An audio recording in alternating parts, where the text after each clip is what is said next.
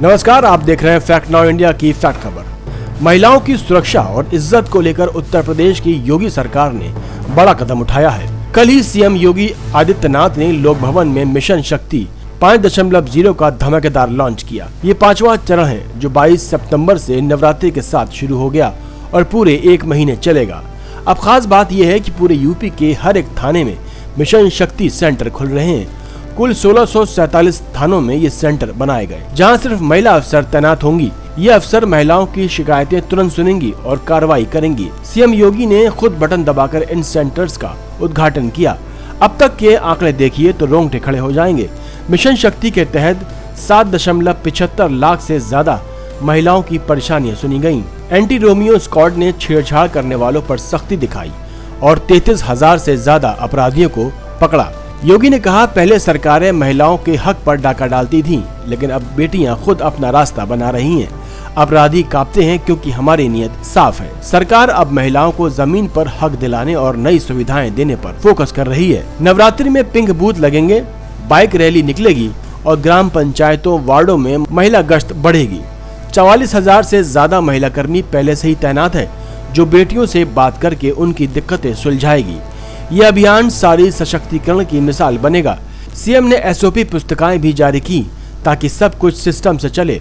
महिलाओं के लिए हेल्पलाइन 1090 को और मजबूत किया जा रहा है। कुल मिलाकर यूपी में बेटियां अब ज्यादा सुरक्षित और आत्मनिर्भर महसूस करेंगी। मिशन शक्ति 5.0 के साथ यूपी की बेटियां अब न सिर्फ सुरक्षित रहेंगी, बल्कि अपने सपनों को नई उड़ान देंगी। देखते रहिए फैक्ट नाउ इंडिया की फैक्ट खबर।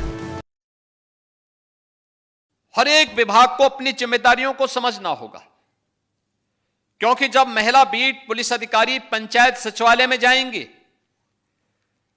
वार्ड स्तर पर जन जागरण के किसी कार्यक्रम के साथ जुड़ेगी, तो पहला संवाद उसका सुरक्षा से संबंधित ही होगा।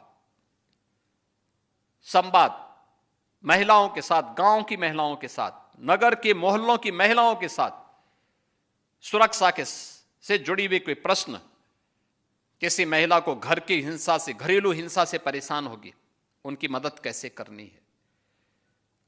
हमारा प्रयास होना चाहिए कि घर की हिंसा हो या बाहर की हिंसा, इस हिंसा से निपटने के लिए सही परामर्श उपलब्ध करवाना, ये चीजें बताना।